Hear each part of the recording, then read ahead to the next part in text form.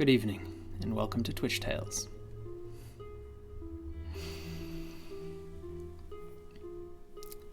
This is a Halloween special, and as such, you do not know your character sheet. You will have to work it out as we go. Who are you? What are you capable of? What are your stats? These are all things you'll have to work out for yourself.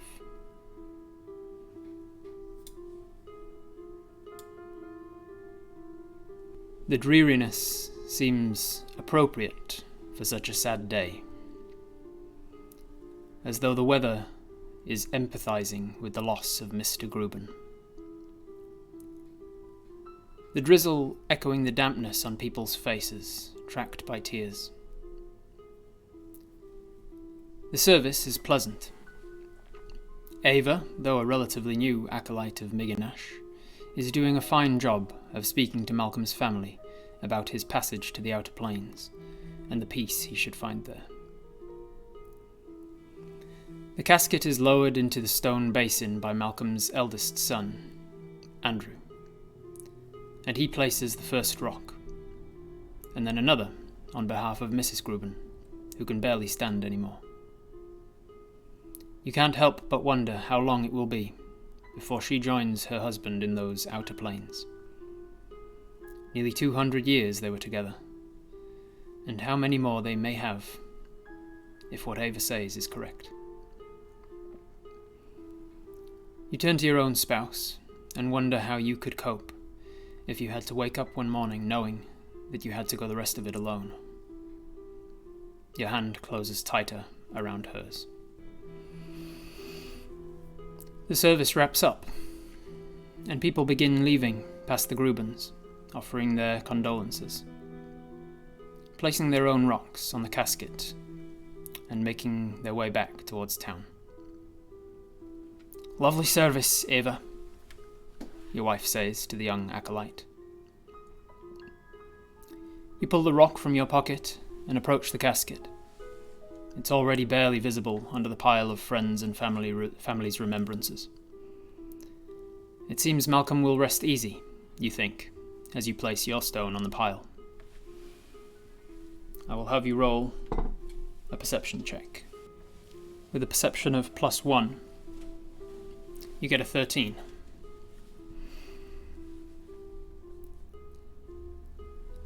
With a 13 perception check, as you place the rock on the casket, you swear you hear a faint scraping noise, which causes you to double take on the casket's basin.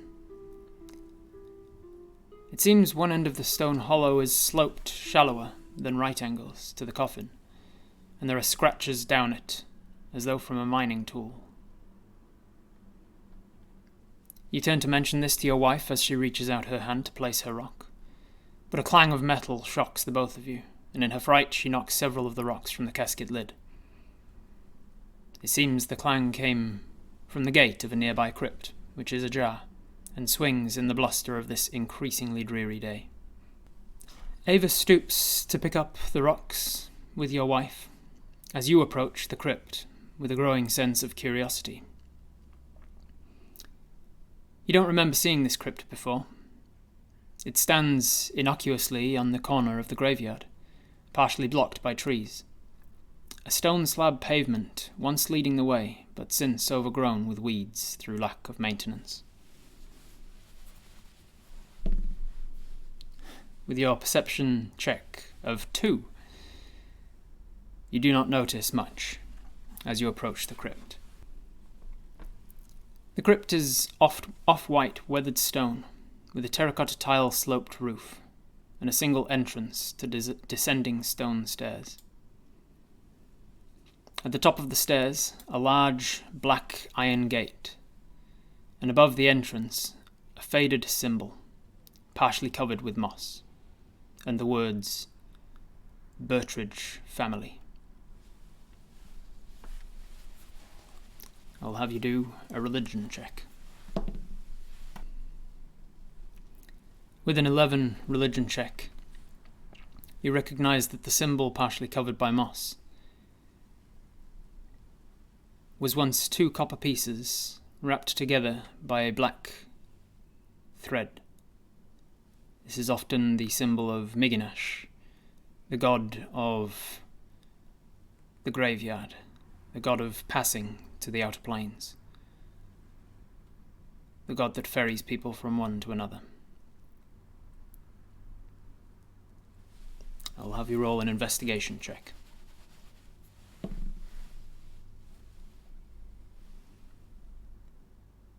With a +0 investigation, you get a 14.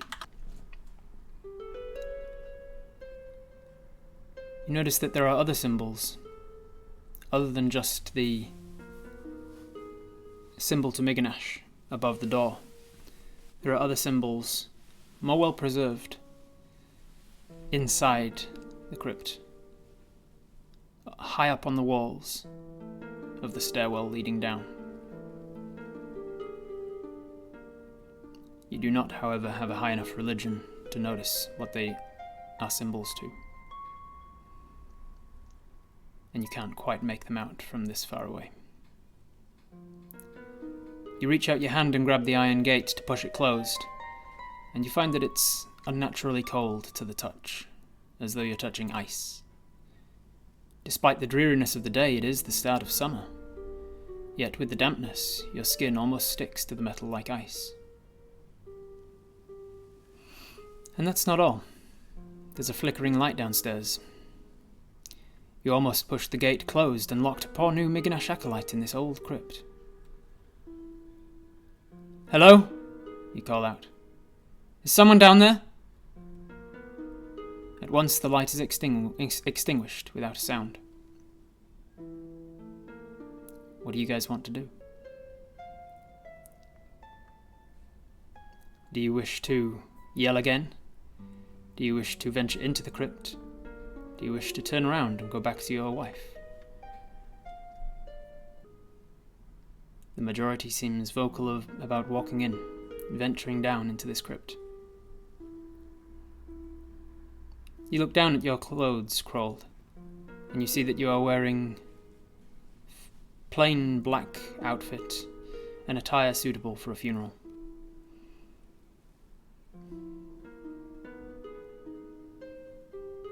The majority of your brain is curious to know who is down there. And so you walk forwards, stepping through the threshold onto the stone of the steps. You leave the gate ajar.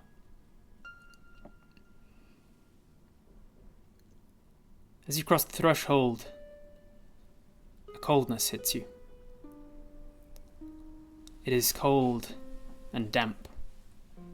The air smells of decay. But not only that, it gets dark. It's as cold as though it was night. You make your way down the stairs, noticing that the stones of the steps are slightly bowed in the centre, as though through significant use. More so than you would probably expect from a family crypt. I will have you roll a history check on the stonework.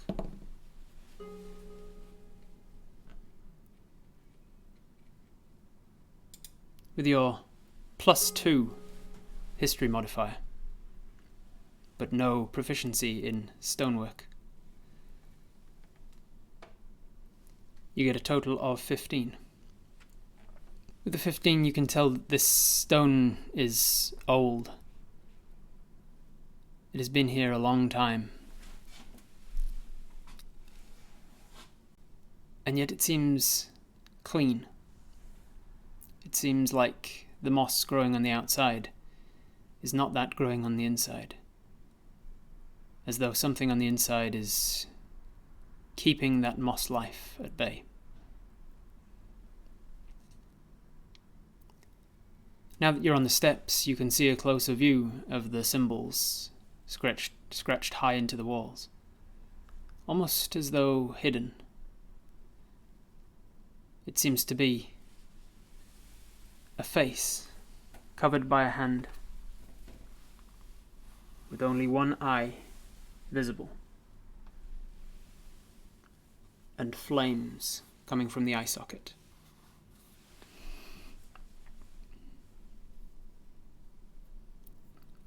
You continue down the steps.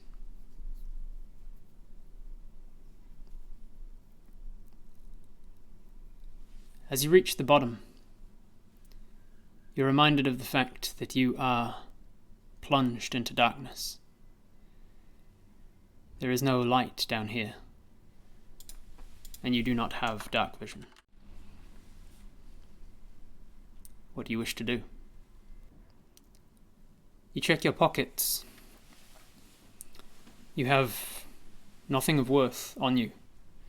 No coins. You had not expected to buy anything at this funeral. You do not have access to magic. You do not have any light. You do not have an adventurer's kit. You do not have a pack, a backpack, a satchel. You have nothing but the clothes on your back. Portions of you decide to go back upstairs. Perhaps you are imagining the flickering light. Perhaps there is no one down here after all. Perhaps it would be better to get Ava, an acolyte to Miganash, and tell her that the crypt was left ajar. This portion of your brain is powerful enough to make you turn towards the steps. But as you begin to ascend, to walk back towards your wife, you are halted by the fact that it is dark outside. It was the middle of the day when you came in, but in the time it's taken you to get to the bottom of a single flight of stairs, it is the middle of the night. And what's more is, in the moonlight outside, you can see the metal of the gate glinting, and you can tell, even from down here, that the gate is closed.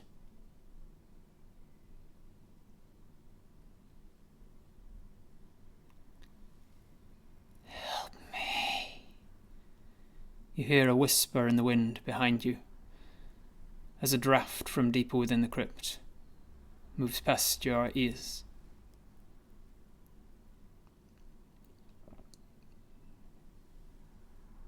You check your surroundings.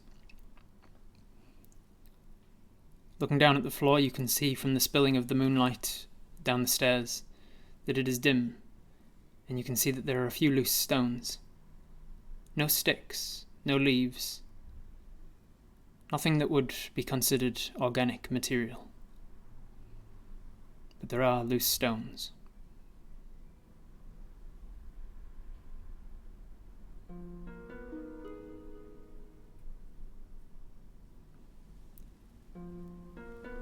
You call out, swearing you heard a voice. Who are you? Who's there? What can I do for you? And in response you hear a faint cry. I'll have you roll a perception check. With a 9 plus your perception modifier, it's difficult for you to pick out the details, but you swear you hear some crying. Some soft sobbing coming from deeper into the crypt. You can make out in the dimness of the light around you that you are standing in a narrow corridor that leads in one direction only, straight on. Not knowing why, you pick up some stones, feeling the comfort of having something on your person rather than just your fists and your clothes. And you fill your pockets with a few pebbles.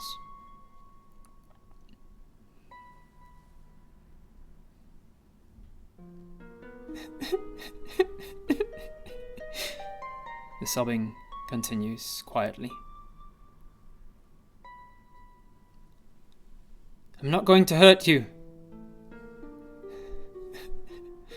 There is no response.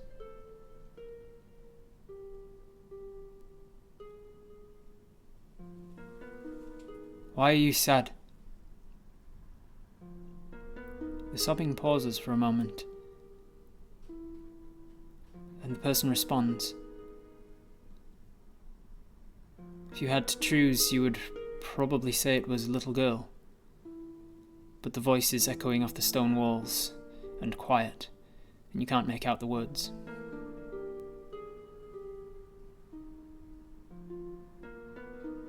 You start walking towards the sobbing sound.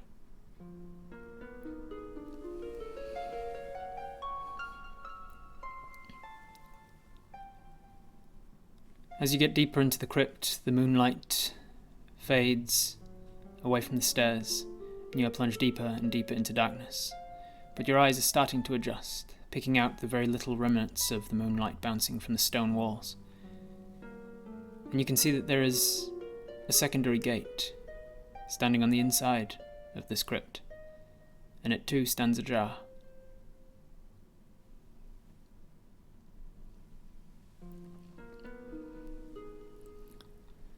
Are you okay? What's wrong? Were you locked in?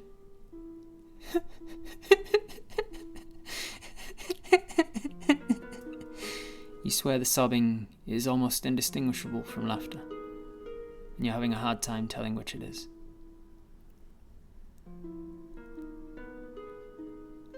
Where are you? Help! Help! Help is the only word that you can pick out.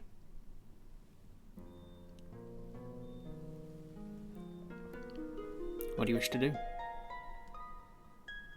Leave. As you turn to leave, there is a movement behind you, and you swear that there was someone standing just there, waiting for you to turn around. But the moment you did, they left, disappeared into the shadows. Nothing could move that swiftly, you reassure yourself. It was just my imagination. And you turn back to the gate. Keep talking, so I can find you.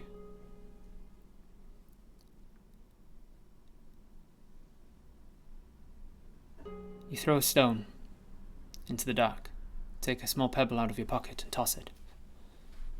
It flies as you'd expect it to, and though you don't see it in the darkness, you hear it hitting against stonework a little further ahead of the gate.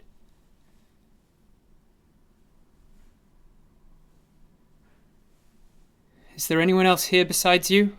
Yes, yes, yes, yes, yes. A cacophony of voices answers on the wind. Yes. Are you hostile? Well, that depends. A very clear voice says from right next to your ear, as though the person was inches away. You spin to look, and you see nothing but a stone wall in front of you. You can't make out any details of the wall in the darkness. But you reach out your hand, and under the touch of your fingers you can see that there is an indentation. There is something scratched into the wall here. What is happening here? From behind you, on the opposite side of where the voice had come from before. We need you. And as you turn to see it, the voice continues to be right behind your head. To prevent it, we need your help. Prevent what? And as though in answer to your question, the gate in front of you slowly opens with a creak. And just swings softly. Can we see something beyond the gate? Let's roll a perception check and find out. With a 7 total, no. It's far too dark.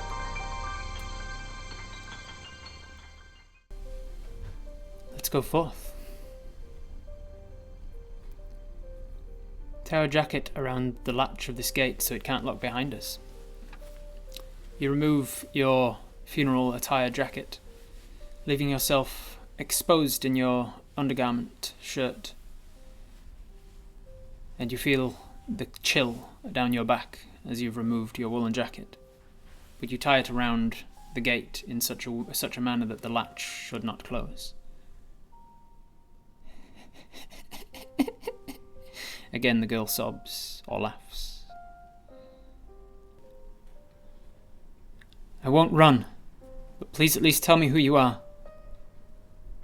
Partridge family, comes the response.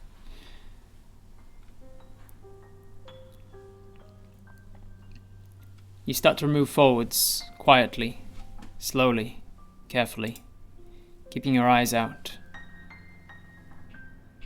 And though you are plunged into darkness by now, you feel you can still see.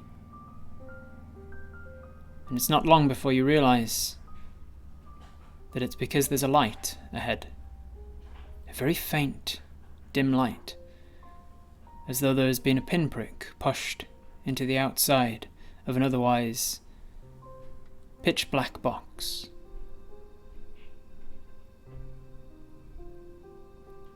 Bertridge, the family resting here. Did someone disturb your sleep? No. But they will prevent it.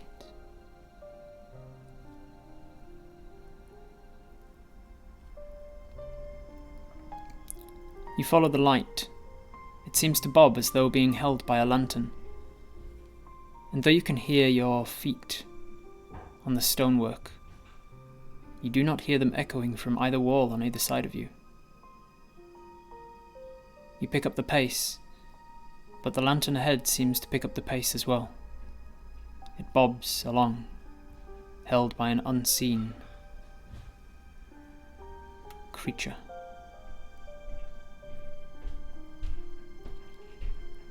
You're not sure how long you're walking for. You don't feel like you're walking on your own. You feel like you have company beside you, though you can't see them. You can't even see the ground beneath your feet. Why me? You say to the darkness, and you're met with no response. I will have you make an intelligence check. With a 12 plus 0. At some point you realize that the sound of the girl's sobs are getting no louder, nor no quieter. They are directional, from the direction you're facing, and moving. But you're not getting any closer, it seems.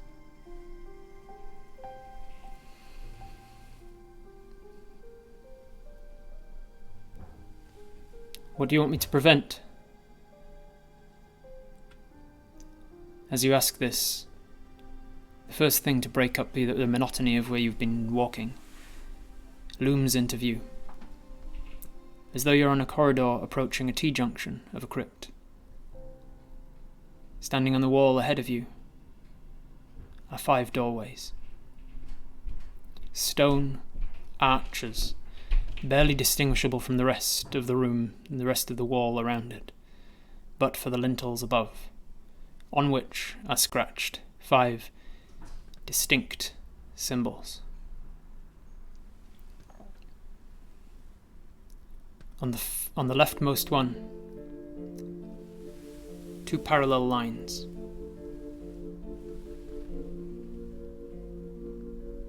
The second in from the left has a horizontal line with a semicircle above it, like a setting sun.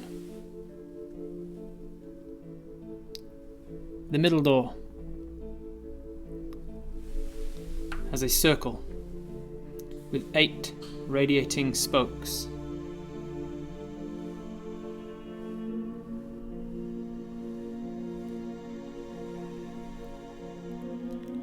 The fourth door has a vertical line in a wiggle, and the fifth has a horizontal wiggly line. Choose wisely. Investigate the walls for other symbols. With a 12 on investigation, you see no other symbols. You do, however, notice there is no dust on the ground beneath your feet, not even in the corners. There are pebbles, small chips of stonework. The stone is old. This crypt has been here for a long time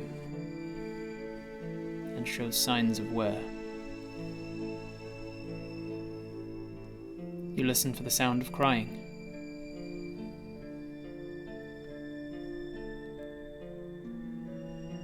Every one of the 5 doors seems equally likely to contain the crying.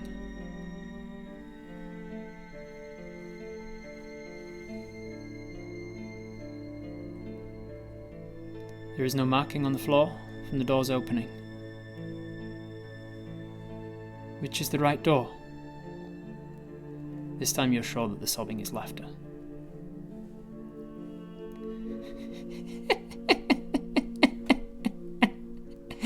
Prevent it.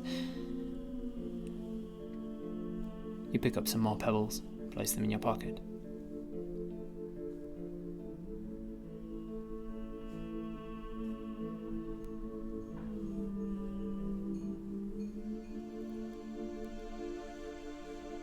In the darkness, you wonder how you can see these doors. And you see that the lantern that was guiding you the way is now hovering overhead, a faint mote of light held in the sky. You choose the central door, and you place your hand against the cold stone beneath the lintel with the circle and spokes. And you push.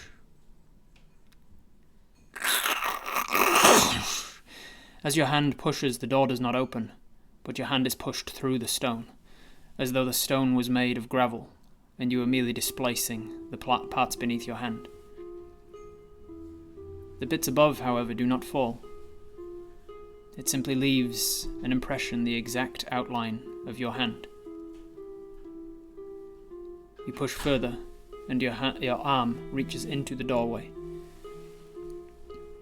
And you are left with an exact, perfect replica of the outline of your hand and upper arm. You feel your fingertips breach cold air. Do you keep pushing? Yes, please. Please help.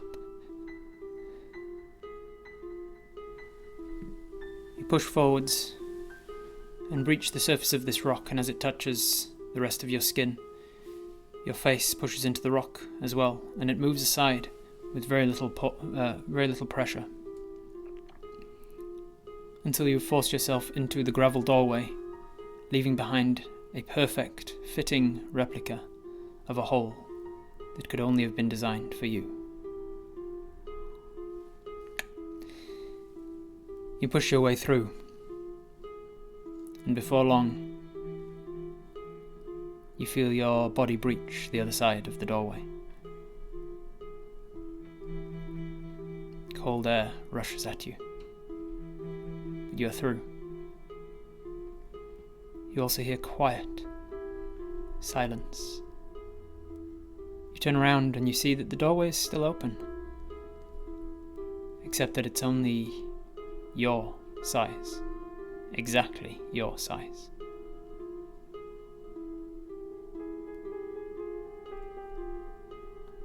You walk forwards into the darkness, and the light bobs down through the hole and follows you behind your head. You have chosen.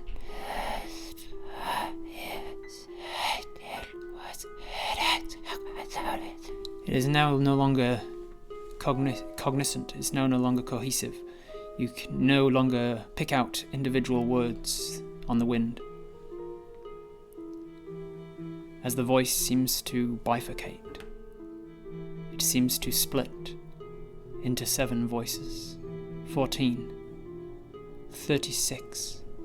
There are now hundreds of voices around you, and every time it splits, it seems to get smaller, fainter. It seems to come more physical, more real, less ethereal. It seems to be coming from the walls itself. You look around at the walls, feeling your heart starting to race and your mouth going dry. And what you can see in the faint light of the bobbing ebb of light behind you is that the walls seem to be moving in a downwards motion. You look up to the ceiling and you see that the ceiling is not going anywhere. And the walls are not pulling away from the ceiling. They are simply melting.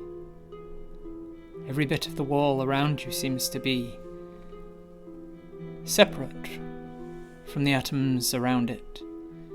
Every molecule of the wall seems to be shifting as though it was made of sand. No, ooze. The walls begin to melt. The outer shell eventually drips down to your feet, and you feel it sticky and tar-like. But that is not what catches your attention. What catches your attention is what's behind the walls as they've melted away. Thousands, millions of small holes. A honeycomb pattern of small holes behind what was almost a wax covering of this wall. And the skittering.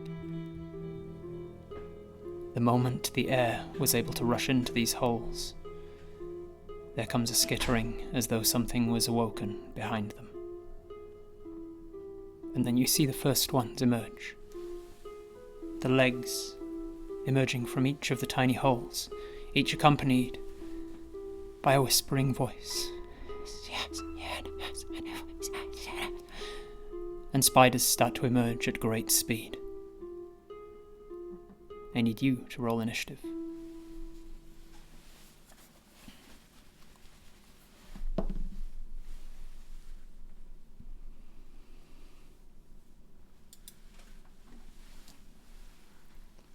With an initiative of 1, you got a total of 12.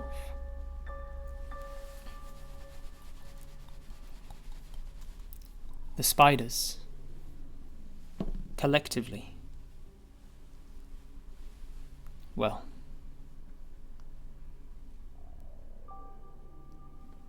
let's just say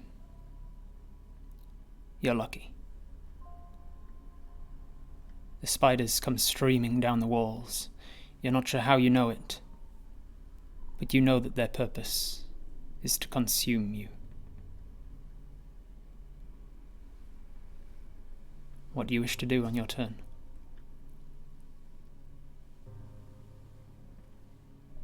You rolled an 11. You have an initiative modifier of 1.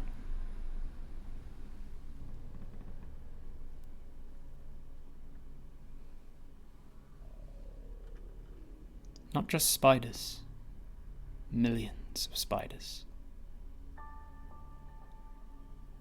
Millions of spiders working together with a purpose to get to you.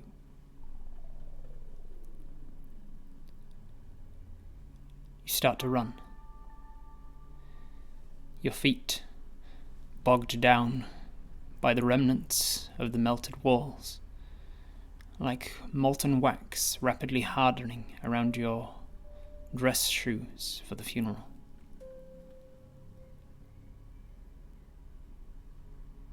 You do not have any source of fire. You turn to run. I will get you to make an athletics check to see how much you can push yourself through this difficult terrain.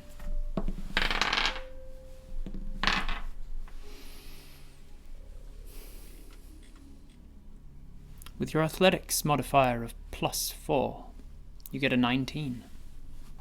And with a 19, you are able to outrun the spiders. At least for a while.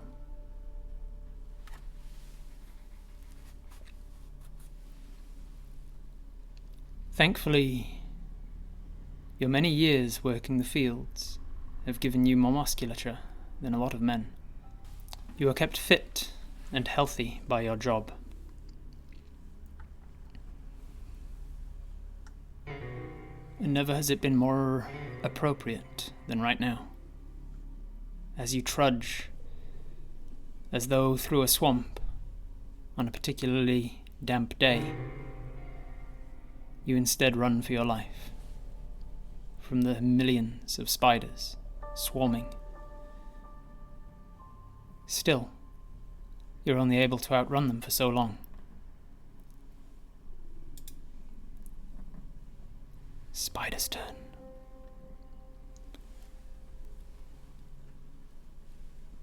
As they swarm after you, you can hear them skittering along stonework, skittering through the molten stone beneath your feet, as though water striders able to run across the surface using the meniscus of this molten rock. Many of them manage to catch you, but you avoid the brunt. From the ones that attack, you take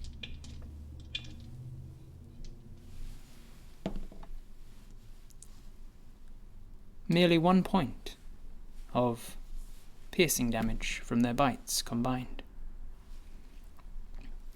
They manage to hit your armor class of 11.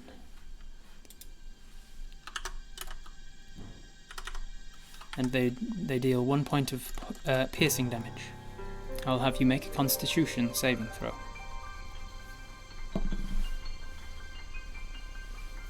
With your Constitution saving throw of +4,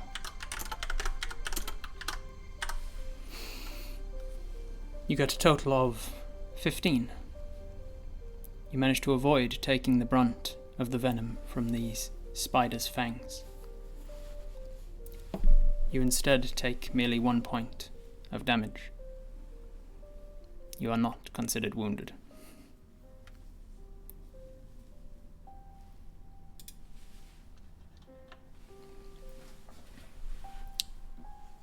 Back to you. What do you wish to do? The light is still bobbing along behind you, casting eerily long shadows of these spiders.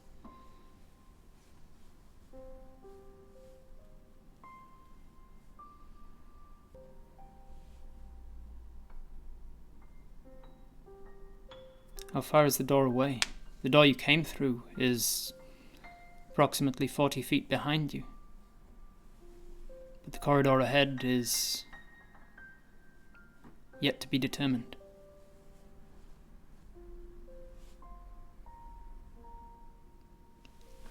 You look around in terror. In the dimness of the light, your perception is at disadvantage. That will be a 7 total. You can see plenty big spiders, but none bigger than the size of a fingernail. Each, after all, had to push themselves from the millions of holes in the walls.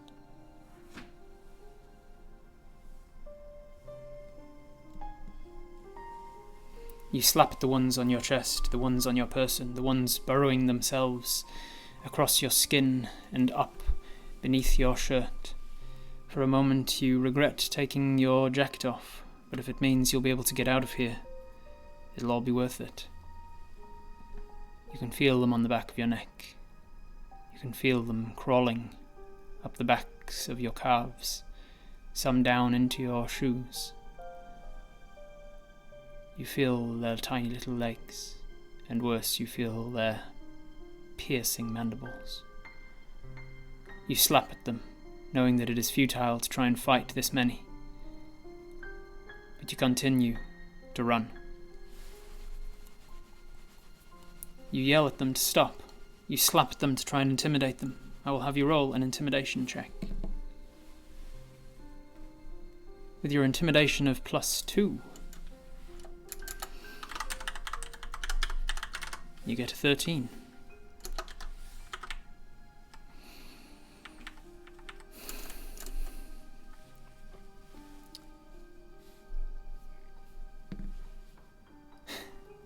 And with a nat 20, they're not intimidated. If anything, your fear, the fear in your voice, it's what they seek. You feel them crawling, with you stopping to turn and look, with you stopping to slap, with you stopping to intimidate. You've not managed to gain as much ground this turn. And now it's the spider's turn. More spiders catch up this time.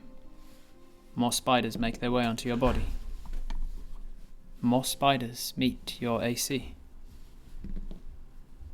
You take a combined 5 points of damage from their piercing mandibles as they burrow, not only biting, but burrowing. You can feel their legs entering your skin and forcing bigger and bigger holes for them to climb into. You can feel them burrowing their way closer and closer to the center of your body. You are considered wounded. I'll have you make a Constitution saving throw.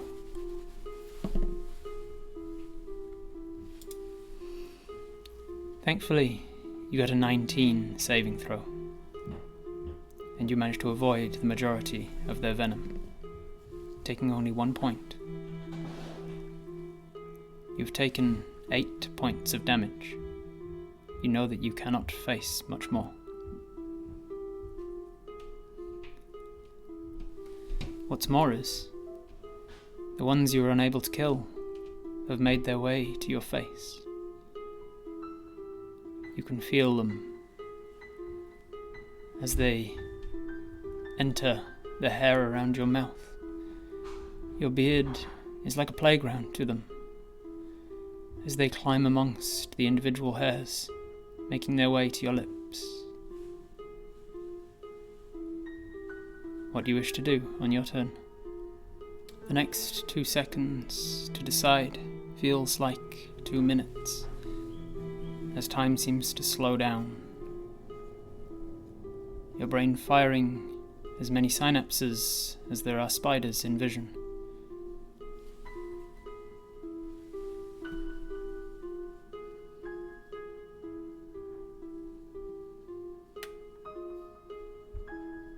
Prevent it. Prevent it. The ones on your face seem clearer now. You can hear them, individual voices. Prevent it. Please. Please. Please. You have tried running. You have tried fighting. You have tried intimidating. It seems that all that is left is to submit. You stop. You concentrate on your breathing.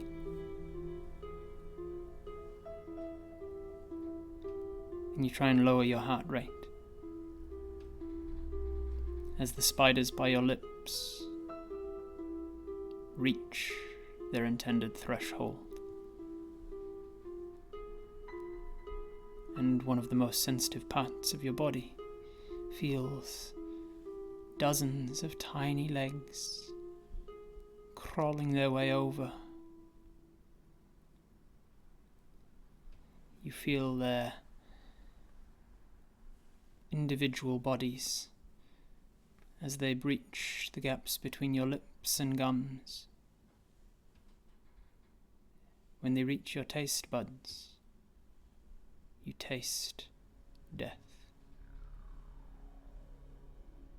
And they are just the first drips through the breach in the dam, as the rest of the flood soon follows, crawling its way up or even through your skin and into your mouth. Not simply satisfied with reaching your tongue, they force their way down your throat. And when your mouth is too full to breathe, the light behind you extinguishes. Why did you come here? You hear in the darkness a familiar voice, though you can't place why it is so. Why did you come here? It says again with more authority, less patience. Why? Why did we come here? It says again. To help. A girl was crying. Then why did you leave her? She needs your help now more than ever. And you left to come here. The light flickers on again, as though the lantern has been relit, only now it's brighter, and there are more of them. 5, 6, 7 of them, all bobbing around as though invisible candles held aloft in a stone room.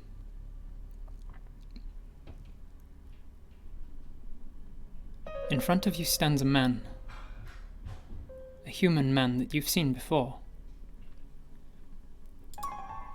He's dressed in a dark suit, befitting of a funeral. He has a well-kept beard and a muscular body that comes from a lifetime on a farm. You are staring at yourself.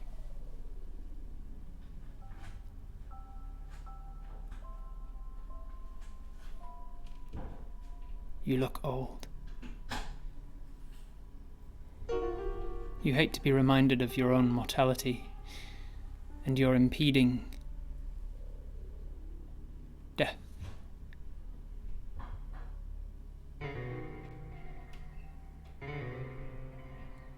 You are reminded of how little a human lifespan is, especially when compared to that of your wife. You'll be gone soon. Yet your wife has barely started her adult life. As a dwarf, she will outlive you by many years. You are grateful that your daughter has her blood. Her lifespan will be greater than yours.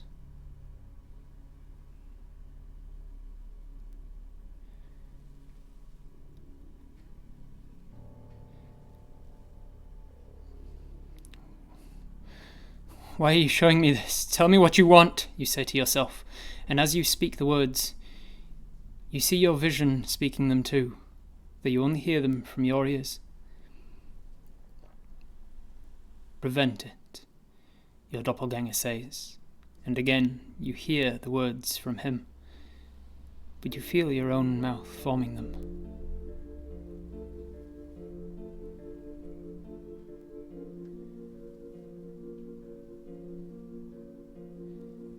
Behind the vision, there is another. You're not sure whether she was there the whole time, and you're just now noticing her, or whether she's only now being illuminated. But there is a girl behind him, and she is sobbing, and the sobbing is loud. She needs you, and you're not there for her, your reflection says. You left. Yes, but we need him to prevent it, the same reflection says, and in the moment, I'll have you roll an insight check. With a +1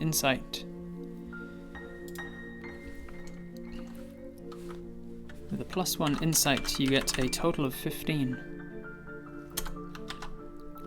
And it is sufficient to tell that this vision of yours, well, it's conflicted. Part of it seems to talk and speak as though you and part of it seems to talk and speak as though someone else. What do we need to prevent? Who's calling for us, you say? We are. And there is a change in the vision of your doppelganger as he says this. As he says "we are," his head tips back, and you see his eyes illuminated, catching the light of the lanterns above. His mouth seems to open wider than it should, until the top half of his head entirely moves back, as though on a hinge, hinged at the spine, at the base of the skull. And out of that gaping gap left behind, black gas. His body seems to wither away in a moment, as though burning with an invisible flame, as parts of it flick off like ash and join the smoke above. For the first time you look around the room, and you see that you are indeed in a crypt, and for the first time you can see indentations. You can see parts around you where there are caskets, stone sarcophagi, and each of them bears a plaque. Barrowman Bertridge, Viola Bertridge, Terence Bertridge, Grantham Bertridge, Douglas Bertridge, Wopley Ain Bertridge, Shandu Bertridge. And down the far end, behind the sobbing girl who is now the only creature in the room with you, an empty space, a casket standing open with no lid, bearing the plaque, Victor Bertridge.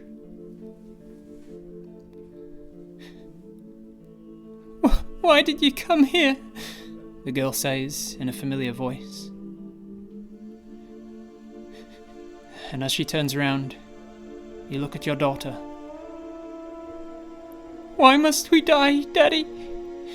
She asks you. Why aren't you there for me? Daddy, please. You have to work quickly. And she ages before your eyes. It has been many years since she was this age.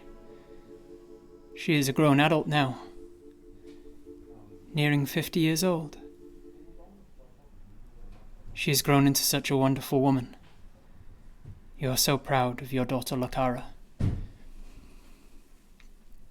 She reaches out her hand to take yours.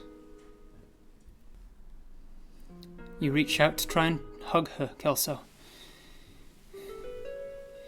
She takes your hand in hers, and you pull her into a grasp.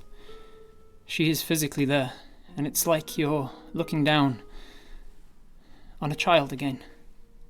You hold her to your chest, and you feel her warmth. You feel her closely. You've never loved somebody more. You feel like one unit, one creature. And then you feel like you're one creature. You feel her skin fusing to yours. You look down and you see that your hand is indistinguishable from the back of her head. Your skin fused to hers like melted flesh. Her body starts to shake, and her skull misshapes beneath your hand, as the bones of her entire torso and skull start to snap and turn to jelly. She doesn't break eye contact with you, and you find that you can't move or even scream. Her body starts to shrink. Her skin goes saggy as it empties its contents into your vessel. You feel the fluids, once filling this form, being pumped into your arm, into your chest. The pressure inside you builds, building behind the eyes, as though you are now two people in one. And you are thrust back out of your own consciousness as a passenger in your vessel. The only respite from this otherwise eye-splitting pressure. "Thank you, Daddy," a voice says in your head. "Now we must prevent it. We must." And then you turn around, and you see behind yourself a short hallway. And at the end of that hallway, a gravel doorway with an outline designed for you. You walk along that hallway and push through that outline, though it feels too small now. It feels like you have grown in all dimensions. It feels like you have to squeeze and push. And as you do so, you take 1 point of bludgeoning damage, slashing damage, piercing damage of the gravel pushing itself into your bloated flesh. But you make it to the other side. And waiting there for you, a bobbing lantern light. The light leads the way along an otherwise darkened corridor. You hear no whispers. You are a passenger in the dimensions that you take. Before long you find yourself walking up those bowed steps towards an iron gate. And the gate opens under your touch. You do not feel the cold as your hand touches the metal. You do not feel interaction at all. You can merely see and hear through this vessel, but the other senses are muted. You are standing back out in a graveyard you're familiar with. The graveyard just to the north of Shafgushel.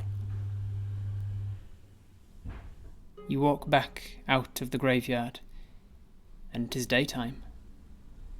In fact, from the sun in the sky, you'd say it's morning. The funeral you attended was in the evening. You're not sure how many days you've been down in that crypt.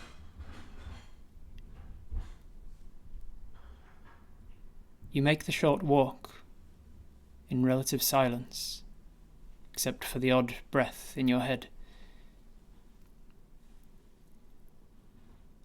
And eventually you see the town of Shafgushel laid out before you. It's a damp and dreary day like it was yesterday.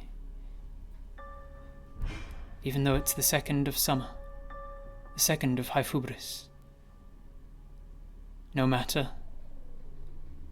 If you do not prevent it, it won't matter to anyone what the weather's doing.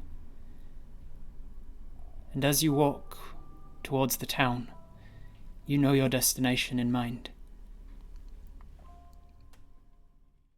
You start to walk over to a house on the outskirts of town, on the northeast of town. A house that belongs to the Hive family. You know your destination. You know what you must do to prevent it. You arrive outside of the Hive family house, and you walk up the garden path. You catch a glimpse of your own skin on your hands, and you wonder if they're familiar enough with you to notice the difference. The difference in your eyes, the existence of a second passenger to this body.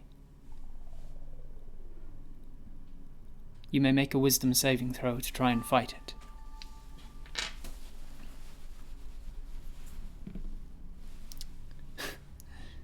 With a 5 and a wisdom saving throw of +1, you are unable to fight off this infection. As your hand reaches out, forms a fist, and knocks 3 times.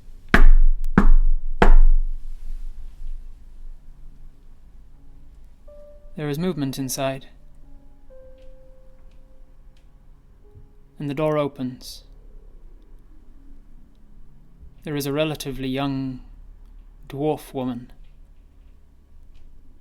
You've been a family friend for a while, but you always get the Hive daughters mixed up.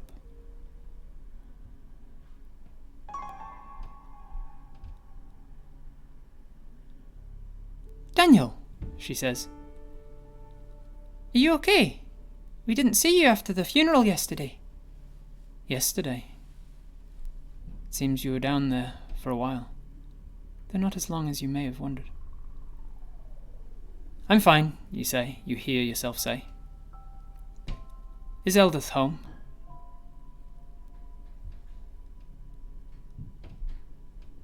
Eldith? No, she's not here. We didn't... Why do you ask? No reason. I was just wishing to talk with her. How about Apis? As you hear the name said with your mouth, you hear the vitriol, you feel the burning inside your head. You know that what you are here to do, to prevent, is to kill Apis Hive. Apis isn't out. Apis is out hunting at the moment. You can stay here until they get back. Yes, I think I will, you say. And you step through the threshold, past the Apis, the Hive daughter. And she says, "Do you care for something to eat, Mr. Pelton?" "No, thank you." "Are you sure? We've just baked bread. You can have the first slice." And she gestures over to the kitchen, where you see a fresh loaf of bread sitting on a chopping board. And you also see a sharp bread knife. On second thoughts, yes, I will take that bread. You make your way into the kitchen and take a seat at the kitchen table.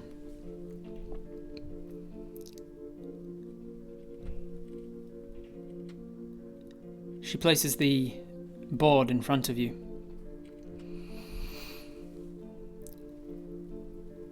"Yangrit!" she calls out. "Daniel Pelton's here! Don't be rude and come say hi!"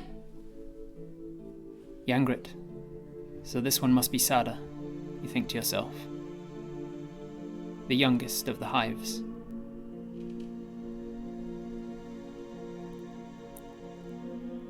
She places the bread in front of you, complete with sharp bread knife, and you reach out your hand to grab it. You know that Apis must die to prevent it. I'll have you roll another wisdom saving throw.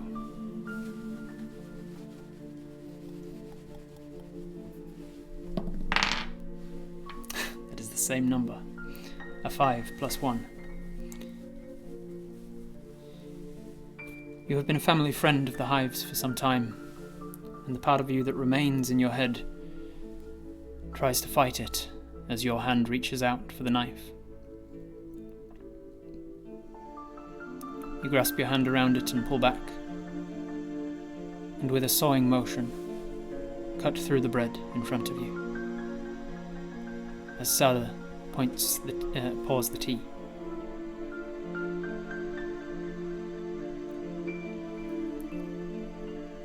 "So where did you go after the funeral?" she says. "I had some business to attend to. The loss of Malcolm hit me harder than I expected." "Were you close?" "Yes, you could say that."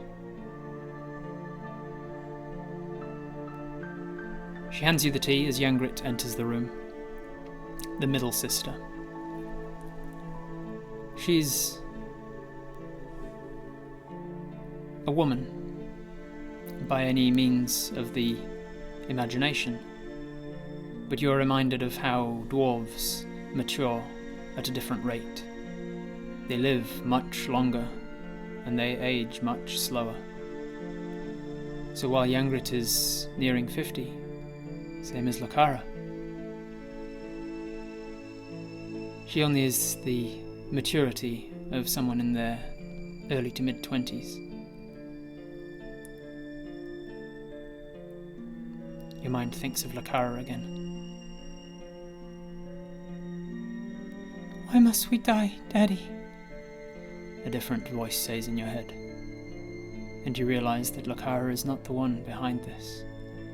Whatever entity is within you is using her, using your memories of her. and with that, I will allow you to make another wisdom saving throw. 9.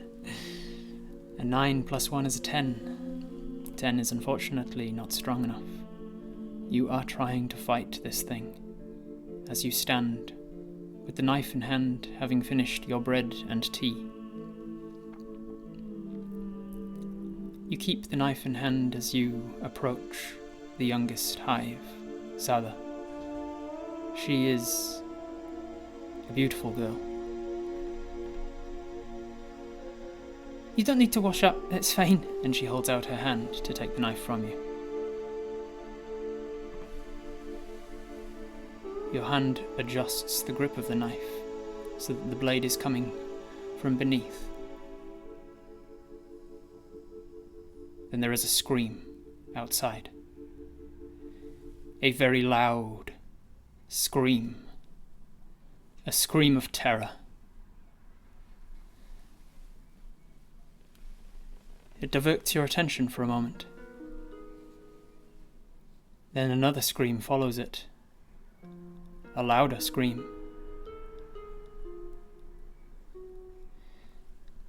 Then another. And another. Something is happening in the town. Gilrus enters the room, the older brother. By all means an adult now. He must be visiting the family home, though he lives with his wife these days. What the hell is that? Gilrus shouts as he pushes past you, out the front door and into town. Sada and Yangrit follow him. And as you follow them out into the outskirts of town, you realize immediately why they are screaming. Above you, far above in the sky, an enormous, incomparably huge reptilian creature. Its green scales glinting in the sun. It passes between clouds and circles downwards, closer and closer as the screams continue. More people entering the cacophony as they leave their houses. Unguhef, you know him by name. He slams down on the outskirts of town and screams, letting loose a loud roar that shakes the very foundations of the town of Unguhef. He sets forward.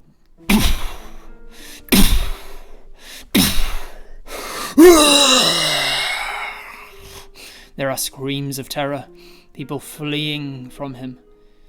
Gilrus runs back inside, grabbing a weapon from the nearby weapon rack beneath the coats, and standing back out. Yangrit grabs him by the arm. Don't be a damn fool, Gilrus!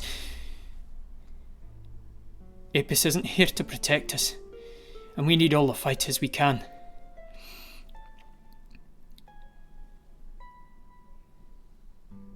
Gilrus turns and starts charging towards Unguhef. Many men are doing the same. Unguhef streaks forwards. The first to get there is swallowed up in almost a bite. As he slams forwards, smashing into one wall and another, forcing his enormous body through the tiny, narrow streets of this dwarven city, this dwarven town. You stand there in shock, watching as one after another the citizens of Shafgushal get turned into dragon food.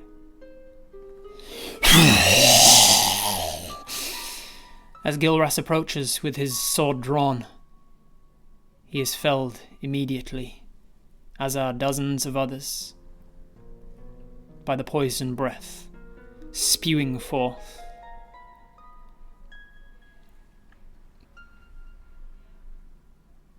Apis isn't here to protect us, the voice rings back in your mind, and you realize you have been unable to prevent it. Apis will live. Apis will go on. It to cause damage. You have failed. As you rush forwards, the dragon reaches the centre of town, and with a beating of his wings, he slams down on the town hall roof, collapsing most of it under his enormity of his weight.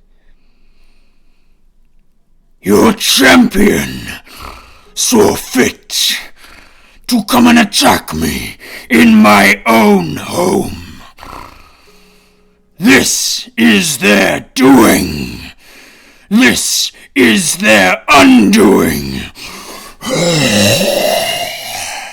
Spewing forth an incalculable volume of chlorine gas, interacting with people on the run as they fall, their flesh melting from their skin, their eyes turning to acid. You rush forwards, knife in hand, and you see your wife, Agna Pelton, the love of your life, face down. She was too close to the town hall. You can make one more wisdom saving throw with advantage.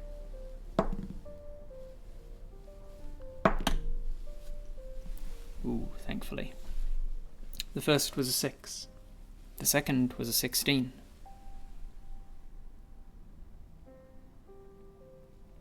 As you see the love of your life, mother to your child, face down in the dirt of the town hall clearing. It takes a moment before you realise that your passenger has left and you are in control of this vessel again.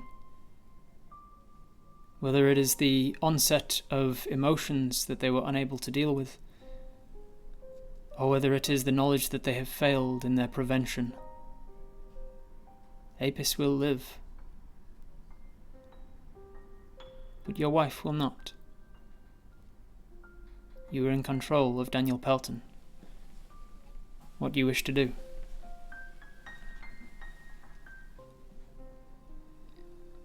You run to Agna. You yell out for Lakara. Lakara! Lakara! Making a perception check. 16 plus perception 1. With a 17, you see many bodies. You see Ava. You see the body of Gilras. You even see Apis' father, Lurt from Hive, still alive and running towards the town hall. You arrive at Agna's side, and you cough and splutter through the remains of the gas in the air.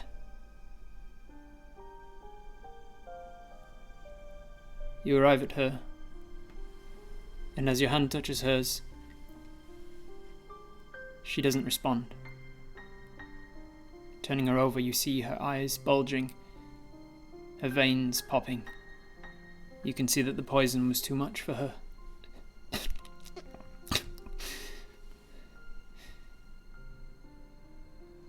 And the poison being so strong in this area, it's almost getting you too. You are still hurt from your day in the crypt. You look up to the dragon, and through the haze of the green fog, you swear you see somebody on the back of this dragon, but you can't make out who or what it is, as the dragon roars once more and lets loose one final torrent of gas, and everything goes black. And that is the end of today's Halloween special. Thank you very much for joining me. I hope to see you again in an upcoming episode of Twitch Tales.